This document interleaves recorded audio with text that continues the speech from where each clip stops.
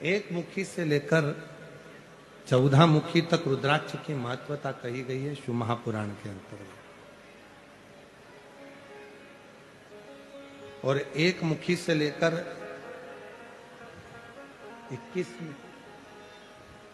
21 मुखी तक स्कंद पुराण में रुद्राक्ष की महत्वता कही गई।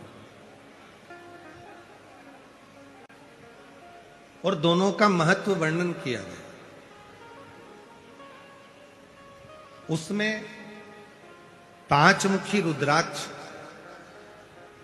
7 मुखी रुद्राक्ष एक ऐसे रुद्राक्ष है जिन रुद्राक्ष को मात्र 5 मुखी और 7 मुखी रुद्राक्ष को मात्र आप जब अपने तन पर धारण कर लेते हो तो कोई बड़ा रोग भी अगर शरीर में लगने वाला होता है तो वो दूर हटना प्रारंभ हो जाता है और शरीर को कष्ट से।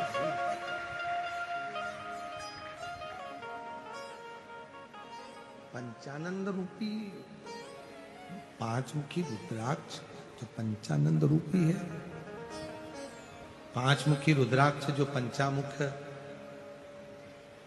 यहां तक स्मरण करिएगा, थोड़ा सा ध्यान दीजिए, थोड़ा स्मरण करिएगा। यदि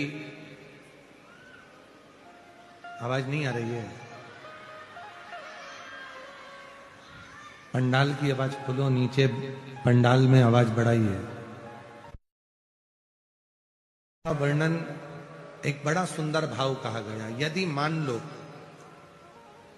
शरीर में कोई गांठ पड़ गई, डॉक्टर ने कह दिया ये गांठ गल नहीं रही है, दवाइयां ले रहे हो, औषधियां ले रहे हो, और हमने पहले भी कथा में कहा कि डॉक्टर शंकर का एक रूप होता है, डॉक्टर शिव का एक रूप है। शिव महापुराण की कथा डॉक्टर को शिव मानती है, डॉक्टर को शंकर का एक स्वरूप मानती है। और मान लो शरीर में कोई गांठ आ गई, कोई गठान शरीर के अंदर आ गई और वो गल नहीं रही, या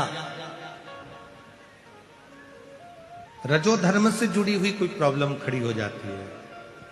कई माताओं को रजस्वला धर्म के समय पर बहुत तकलीफें होती हैं, या रजस्वला धर्म में जुड़ी हुई कोई प्रॉब्लम हो जाती है, तो उसका लिए अभी महाराज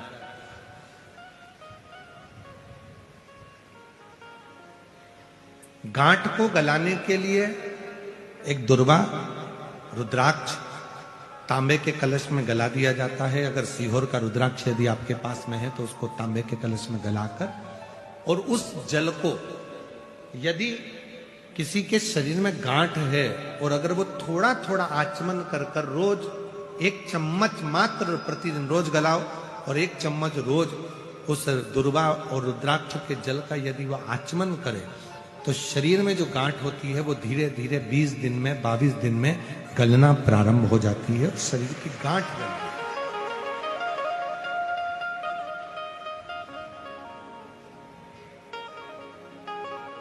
उस रुद्राक्ष में इतनी मूलता होती है, इतनी मूलता होती है।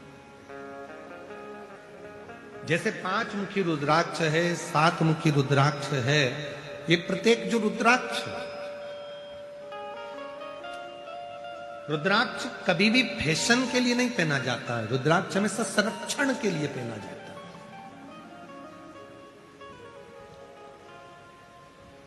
जो लोग विचार करें कि हमने रुद्राक्ष केवल फैशन में पहनना, फैशन के लिए रुद्राक्ष नहीं है, हमेशा संरक्षण के लिए, अपनी रक्षा के लिए, अपनी सेफ्टी के लिए। जैसे पहले होता था कि कर्ण के पास में एक कवच था, किसी के पास इंद्र के पास वो कवच पहुंचा, लोग कहते हैं कि उनके पास वो कवच था।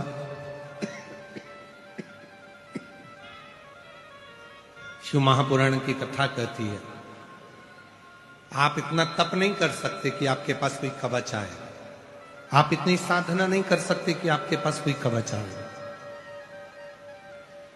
तब भगवान शंकर ने पार्वती जी से कहा कि मेरे नेत्र अश्रु से जो ये रुद्राक्ष का पौधा उत्पन्न हुआ है और इसका जो फल है, अगर किसी मनुष्य के शरीर पर रुद्राक्ष अगर उसके गले में पड़ा हुआ है तो समझ लेना कि शिव उसका कवच बनकर उसके सामने खड़े हैं। एक रुद्राक्ष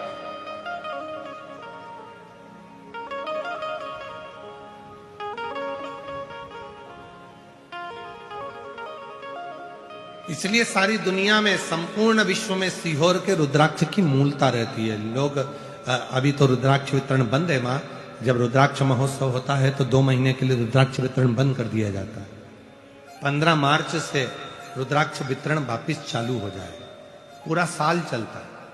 कोई विशेष आयोजन होते हैं, कावड़ यात्रा होती है प्रदोष की, तो उसके 2 दिन पहले बंद होता है, 2 दिन बाद तक बंद रहता है।